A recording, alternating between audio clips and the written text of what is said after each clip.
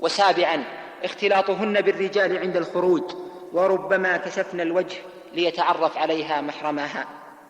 فانظري يا أمة الله هذه وأمثالها كيف خسرت رمضان من باب الرغبة بالخير مع الجهل بالدين.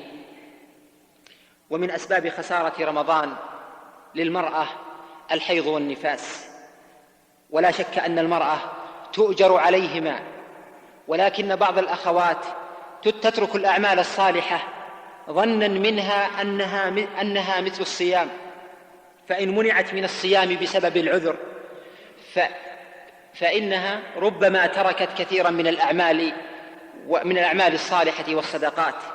وأقول إنك إن منعت من الصيام بسبب العذر فإنك في عبادة، فتركك للصيام هو استجابة لأمر الله وهو عبادة أيضا، فإن الذي أمرك بترك الصيام هو الذي أمرك أو أيضا نهاك وأمرك بعبادته والإكثار من الصدقات والحسنات وأنت على غير طهارة. فلا تغفلي عن ذكر الله، ولا تغفلي عن التسبيح والتحميد والصدقة والقيام على الصائمين وخدمتهم وبر الوالدين وغيرها من الأعمال الصالحة، مع أن الحائض يجوز لها على الصحيح من أقوال أهل العلم أن تقرأ القرآن بدون مس للمصحف. فغفلة من المرأة أن تخسر رمضان لمجرد أنها على غير طهارة، فأنت على خير، فأخلص النية واستعيني بالله وفقك الله وزادك حرصا على الخير وفعله. سبب أخير من أسباب خسارة المرأة لرمضان الإعجاب بالنفس، وأنها أفضل من غيرها وأحسن، وقد أهلك هذا السبب كثيرا من الصالحات. فانظري إلى من هو فوقك في العبادات، فكم من الصالحات سبقنك إلى الخير، راكعات ساجدات، قارئات باكيات، ذاكرات منفقات، وأنت ربما كتبت من الغافلات. فاحذري من العجب والكبر، واحرصي على عمل الصالحات وعلى إخلاص النية لله عز وجل. أما الأسباب الخاصة بالرجال فهي أيضا 20 سببا أخاطب فيها الرجل، وربما شاركته المرأة في بعضها أيضا. وأول هذه الأسباب عدم أداء الصلاة مع الجماعة، والنوم عنها أو التأخر عنها، والتساهل فيها، وقضاء الفائت منها على عجل، وهذا أمر مشاهد ملموس، وربما شارك فيه كثير ممن انتسبوا للخير. ومن كان للفرائض مضيعا أو متساهلا فهو لما سواها أضيع، وكيف يريد هذا الإنسان أن يفوز برمضان؟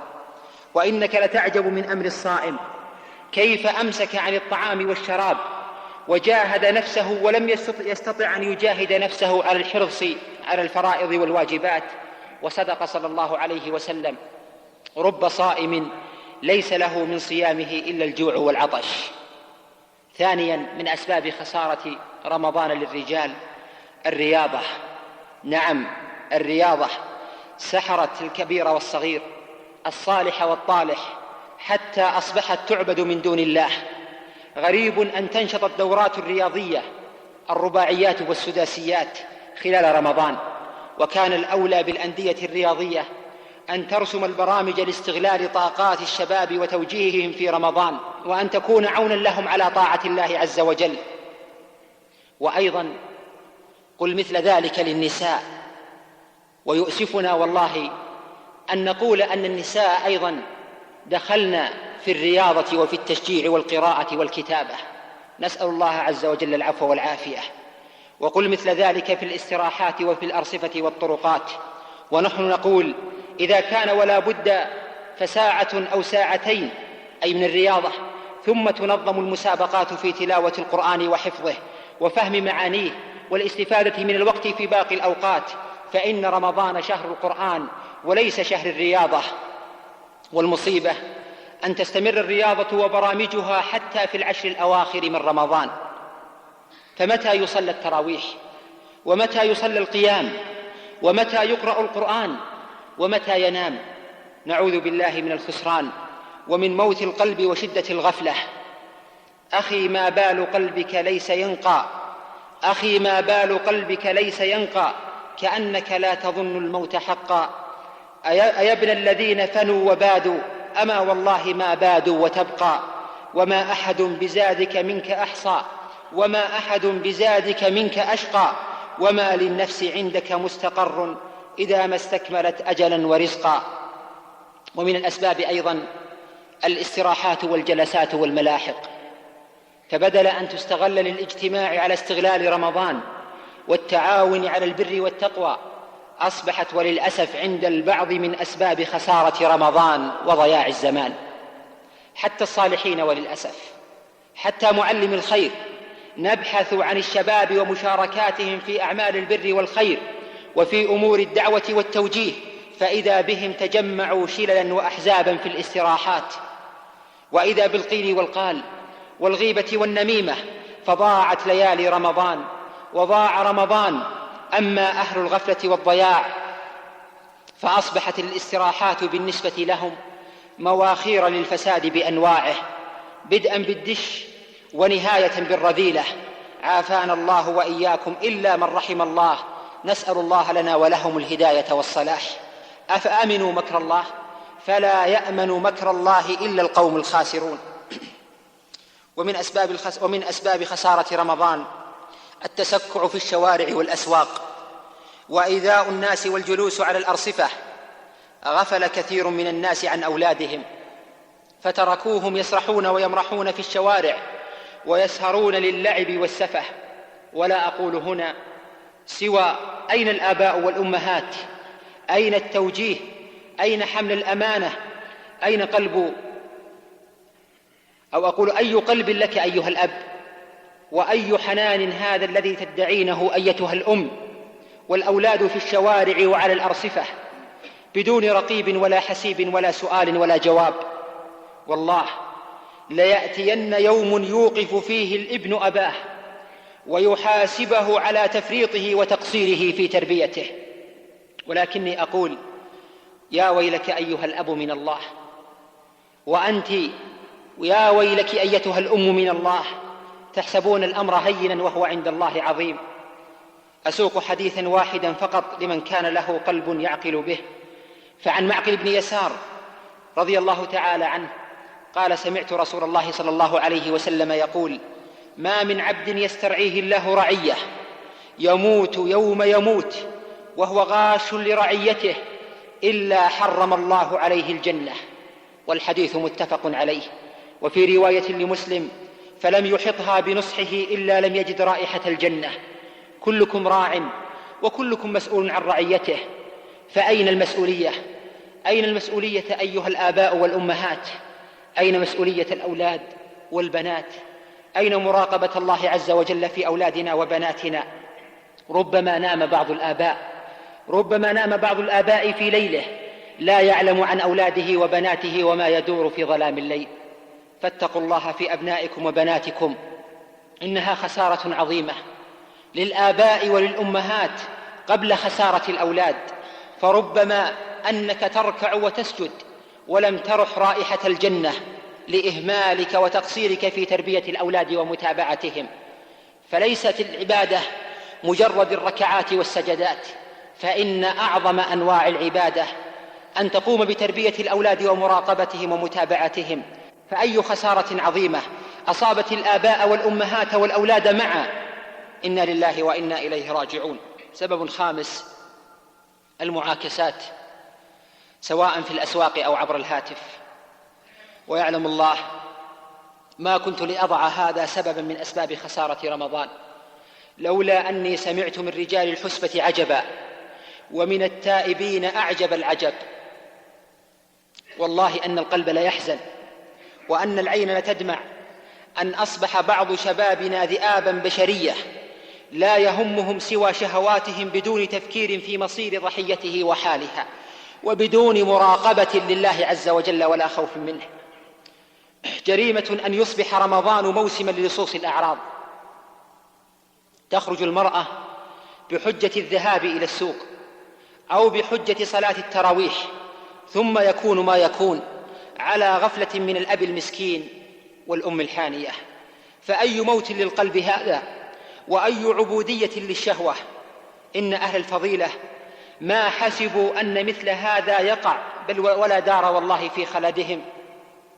أما أهل الرذيلة فهم يتفننون ويخططون ويرسمون ويمكرون ويمكر الله والله خير الماكرين.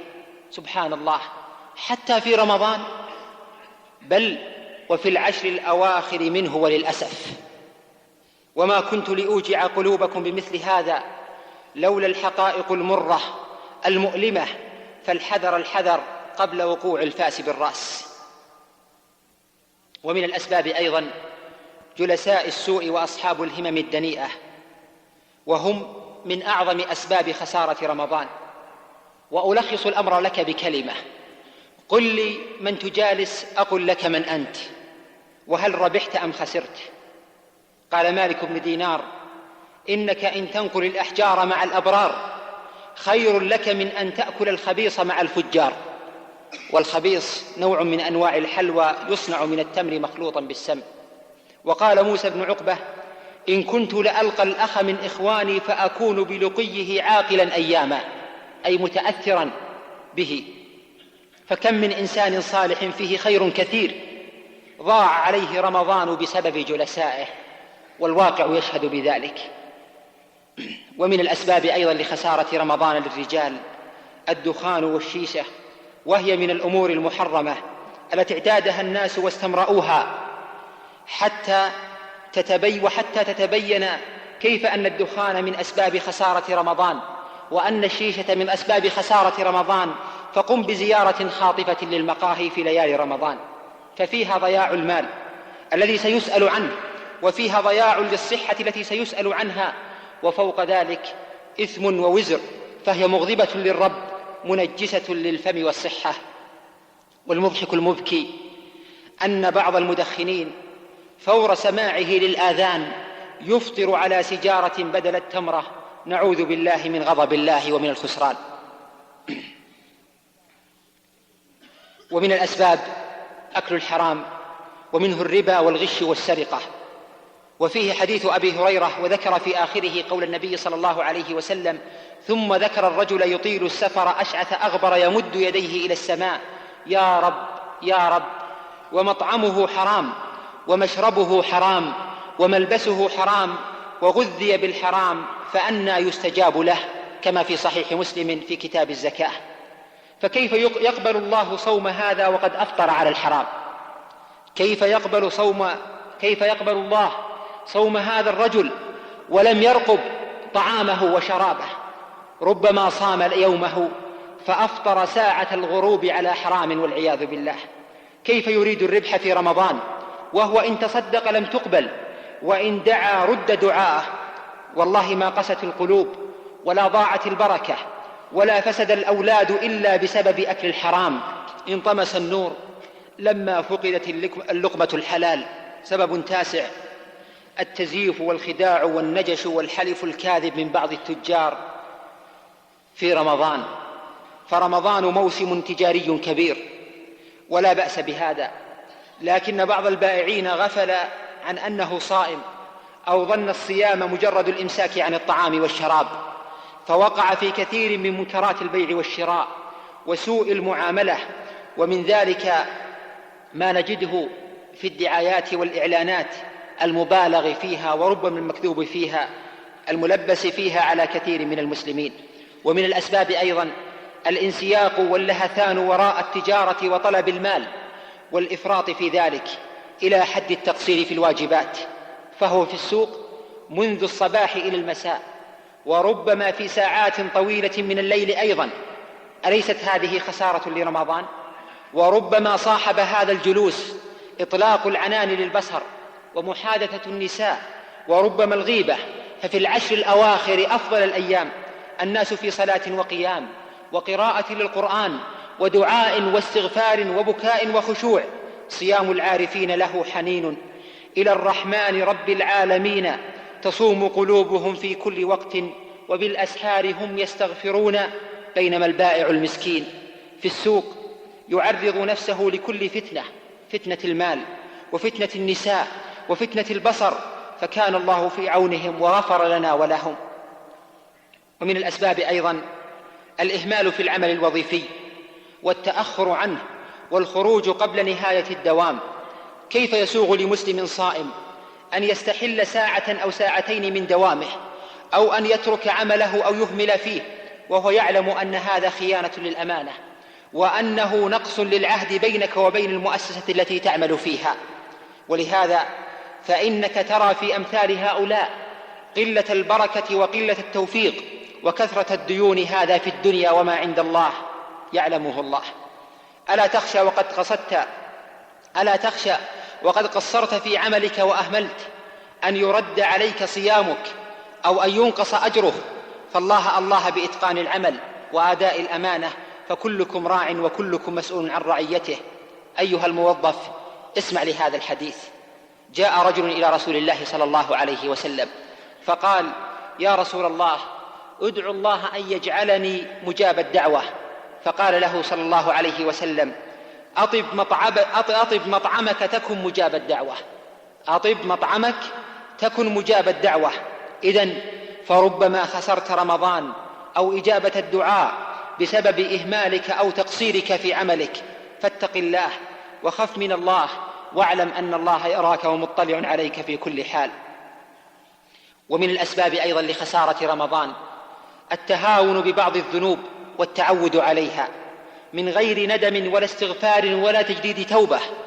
فالإسبال مثلا، حلق اللحية، سماع الغناء وغيرها، هذه ذنوب مهما تكررت، هذه ذنوب تتكرر مع البعض مرات ومرات، حتى أصبح ذلك المسكين لا يعدها ذنبا، وهي محسوبة عليه كلما عاد إليها. فكان الأولى به تجديد التوبة وكثرة الاستغفار والندم، وأنه وقع فيها عن ضعف نفس وإيمان وليس عن تكبر وعصيان. وهذه الذنوب كم تؤثر على رمضان وعلى الصيام، وقد تكون سببا في خسارته لرمضان وهو لا يشعر. لا تحتقروا هذه الذنوب وتتهاونوا فيها، فإنها تجتمع على العبد حتى تهلكه. والنبي صلى الله عليه وسلم يقول: إياكم ومحقرات الذنوب. ومن الأسباب أيضا آفات اللسان كالسباب والشتام والغيبة وبذاءة اللسان والكذب. فيا أيها الصائم، حتى لا تخسر رمضان أمسك عليك لسانك. اسمع لهذه الآية: ما يلفظ من قول إلا لديه رقيب عتيد. وفي الحديث: المسلم من سلم المسلمون من لسانه ويده. وفيه أيضا أي في الحديث: وإن العبد ليتكلم بالكلمة ما يتبين فيها يزل بها إلى النار أبعد مما بين المشرق والمغرب. فاللسان إذن يوردك الجنة أو يقذف بك إلى النار، فقد يخسر العمر كله وليس رمضان فحسب. فلنحذر من آفات اللسان في كل وقت وخاصة في رمضان. ومن الأسباب التساهل وربما السخرية، التساهل وعدم الجدية، ويتضح هذا في كثرة المزاح والضحك والتعليق وربما السخرية والاستهزاء. فإن خير الناس من طال عمره وحسن عمله، كما في الترمذي وقال عنه حديث حسن. وليس من عرف بكثرة ضحكه وتعليقه، وليس من عرف بكثرة ضحكه وتعليقه أكثر من غيره بخسارة لرمضان. وما أكثر مجالس الشباب التي تذهب في مثل هذا، فكيف بأيام رمضان؟ فقد كان صلى الله عليه وسلم أجود الناس، وكان أجود ما يكون في رمضان كما في الحديث المتفق عليه. فالله في الجدية في رمضان وترتيب الوقت واستغلال الأيام، فإنها أيام معدودة كما أخبر الله عز وجل. ومن الأسباب لخسارة رمضان الظلم، وهو من أعظم أسباب خسارة النفس. فكيف بخسارة رمضان؟ مهما كان لك من أعمال صالحة، ومهما حرصت في رمضان، فما دمت ظالما أخذت منك هذه الأعمال الصالحة، أو أخذت منك هذه الأعمال الصالحة بقدر مظلمتك. وإن لم يكن لك حسنات أخذ من سيئات صاحبك فحملت عليك، كما في الحديث عند البخاري: وانظر اليوم لظلم الناس بعضهم بعضا، وظلم السيد لعامله، وظلم المرأة لخادمتها، وظلم الأولاد، وظلم الطلاب، وظلم العمال، ولا تحتقر مقدار هذا الظلم لصغره.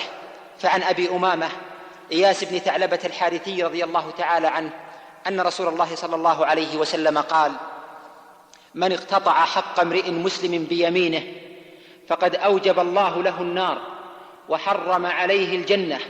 قال رجل: وإن كان شيئا يسيرا يا رسول الله؟ فقال صلى الله عليه وسلم: وإن كان قضيبا من أراك، أي وإن كان عودا من سواك، كما في صحيح مسلم. نعوذ بالله من الخسران. فأين الناس من عود الأراك اليوم؟ ظلم تقشعر له السماوات والأرض. ومن أسباب الخسارة أيضا التفريط في النوافل عامة من صدقات وقراءة قرآن وعمرة في رمضان، والسواك وركعتي الضحى، وربما التراويح وقيام الليل وتفطير الصائمين. بل والأعجب من ذلك إهمال السنن الرواتب حتى من بعض الصالحين. ولا شك أن هذه الأعمال متممة للصوم وللفوز برمضان، فإن لم توجد وبكثرة خشي على صاحبه، خاصة مع كثرة تفريطه وتقصيره وغفلته. ومن الأسباب الغفلة عن الغنيمة الباردة، الذكر والدعاء والاستغفار، فهذه الأمور كنز حرم منه كثير من المسلمين مع يسره، ولكن التوفيق بيد الله.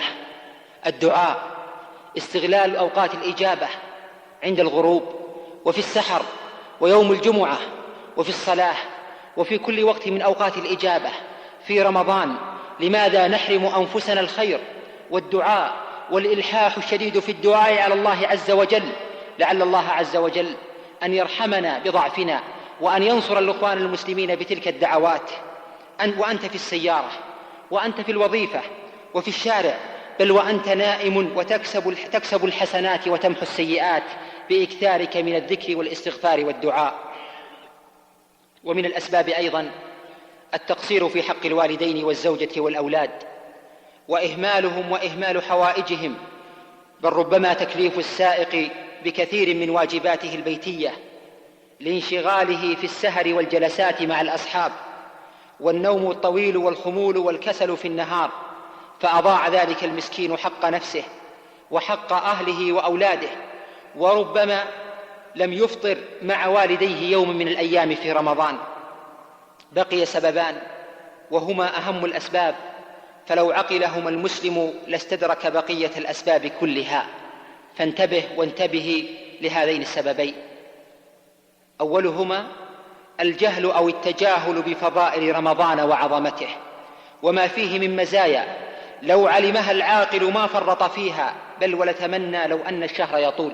نعم، من عرف فضائل رمضان وعظم مزاياه حرص عليه، بل والله حرص على الدقائق فيه، لا أقول على الساعات والأيام.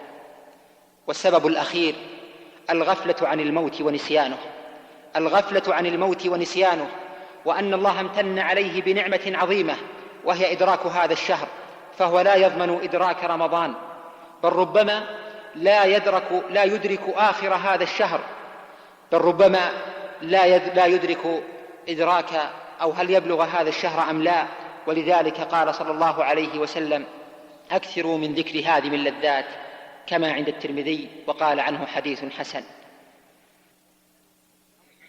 إذن هذه أسباب خسارة رمضان، أو بعض أسباب خسارة رمضان. ولعل البعض يتساءل: إذن فما هو العلاج؟ ولا أطيل في العلاج، ولكني أقول: انظر وانظري إلى كل سبب من الأسباب السابقة، ولنحاول الابتعاد عنه، هنا يكون العلاج. وإذا أردنا رجالا ونساء أن نرى عظيم خسارتنا لرمضان، فلنجب على هذه الأسئلة السريعة بصراحة تامة ومحاسبة للنفس، فإننا سنقف أمام علام الغيوب الذي يعلم حقيقة القلوب. هل تقرأ القرآن بكثرة؟ وهل تختمه في رمضان بكثرة؟ على الأقل ولو مرة واحدة في رمضان. هل تحرص على أداء الصلوات في وقتها بطمأنينة وخشوع ومع جماعة المسلمين؟ هل تحافظ على السنن الرواتب القبلية والبعدية؟ هل تستحضرين النية في إعداد الطعام والشراب للصائمين من أهلك وتحتسبين الأجر على الله عز وجل؟ هل تصدقت وأطعمت الطعام وإذا كانت الإجابة بنعم فبكم؟ وهل يساوي أو على الأقل يقارب ما يصرف على اللباس والزينة خاصة في شهر رمضان؟ وأنت أيها الرجل كم أنفقت في سبيل الله؟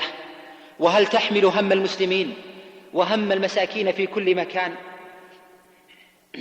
وهل تحرص على صلاة التراويح بآدابها؟ وأنت أيتها الأخت هل تحرصين على صلوات التراويح مع المصلين في المساجد أو حتى لوحدك في البيت؟ فإن خير صلاة المرأة في قعر دارها. كم ساعة تنام؟ وكم ساعة تنامين في اليوم في رمضان في موسم الخيرات والحسنات؟ كم شريطا نافعا من قراءة قرآن أو محاضرة سمعتها من خلال رمضان؟ كم ساعة تسهرين؟ وكم ساعة تسهر؟ وعلى أي شيء نسهر؟ كم عدد تلك الدقائق التي نقضيها في التسبيح والتحميد والتكبير والتهليل والاستغفار؟ هل وقفنا يوم من الأيام بظلمة ليل أو في مكان خال رفعنا أكف الضراعة للدعاء في وقت السحر أو في أي وقت من أوقات رمضان؟ هل تستغلين الزيارات والجلسات بالمناصحة والتفقه والدعوة إلى الله عز وجل؟ هل تجتهدين في طاعة زوجك ورعاية أولادك خلال هذا الشهر؟ هل طهرنا بيوتنا من المنكرات؟ هل طهرنا أموالنا من الربا والحرام؟ الأسئلة كثيرة، ومن خلال الإجابة على هذه الأسئلة وغيرها سنعرف مدى الخسارة والربح الذي ينالنا في هذا الشهر. فاصدق مع نفسك ما دام في العمر فسحة، وقبل أن تندم فلا ينفع الندم. عليك بما يفيدك في المعاد وما تنجو به يوم التنادي، فما لك ليس ينفع فيك وعظ ولا زجر كأنك من جماد. ستندم إن رحلت بغير زاد وتشقى إذ يناديك المنادي. فلا تفرح بمال تقتنيه فإنك فيه معكوس المراد. وتب مما جنيت وأنت حي وكن متنبها من ذا الرقاد. يسرك أن تكون رفيق قوم لهم زاد وأنت بغير زاد. هذه 40 سببا لخسارة رمضان يشترك فيها الرجال والنساء. جمعتها تنبيها للغافل وإعانة للذاكر وتعليما للجاهل، وهي عرضة للخطأ والنسيان والتقصير، ولا شك أنها بحاجة لمزيد من الترديد والتأكيد لينتفع بها القريب والبعيد والنبيه والبليد. فكن لها شاهرا وناشرا وناصحا وذاكرا، واحذر هذه الأسباب وتنبه لشرورها، ولا تحرم نفسك الخير ومواسم الطاعة. فكن من الفائزين برمضان. فلو رأيتهم وقد هجروا لذيذ المنام وأداموا لربهم الصيام وصلوا بالليل والناس نيام، يتسابقون كل يسأل حاجته، واحد يسأل العفو عن زلته، وآخر يسأل التوفيق لطاعته، وثالث يستعيذ به من عقوبته، ورابع يرجو منه جميل مثوبته، وخامس يشكو إليه ما يجد من لوعته، وسادس شغله ذكره عن مسألته. فسبحان من وفقهم وغيرهم خاسر محروم. فإذا أردت المزيد من وصفهم ومعرفة حالهم فاحرص على سماع الشق الآخر لهذا الموضوع، وهو بعنوان الفائزون برمضان، لتعلم أن الخير ما زال في هذه الأمة، لتعلم حال الخير في الخلف، كما أن الخير أيضا في حال السلف رضوان الله تعالى عليهم أجمعين. وإن كنا نسمع ونرى ونقرأ حال الخاسرين الغافلين وما أكثرهم، فإن هناك الصالحين الفائزين الذين تكتحل العيون لرؤيتهم وتطرب الآذان لأخبارهم وتنشرح النفوس لأحوالهم. ليسوا من السلف، بل هم بقية من السلف، من إخواننا وأخواتنا ممن يعيشون بيننا. ولعلك اشتقت لسماع أخبارهم ومعرفة أحوالهم، فارجع لذلك الدرس لتعلم الفرق الكبير بين الربح والخسارة. جعلنا الله وإياك من الفائزين برمضان، وجنبنا وإياك الخسران. سبحانك اللهم وبحمدك، نشهد أن لا إله إلا أنت، نستغفرك ونتوب إليك. اللهم صل وسلم وبارك على نبينا محمد وعلى آله وأصحابه أجمعين. اللهم يا حي يا قيوم يا ذا الجلال والإكرام يا عارفا بالحال والشان، اللهم ارحم ضعفنا وتب علينا توبة صادقة نصوحا. اللهم بلغنا رمضان واجعلنا من أهل الصلاة والصيام والقيام. اللهم وفقنا لاستغلال رمضان، اللهم اجعلنا فيه من الفائزين ولا تجعلنا فيه من الخاسرين. وصلى الله وسلم وبارك على نبينا محمد وعلى آله وصحبه أجمعين. شكر الله لفضيلة الشيخ على ما قدم وجعله في ميزان حسناته، مع تحيات إخوانكم في تسجيلات التقوى الإسلامية بالرياض، والسلام عليكم ورحمة الله وبركاته.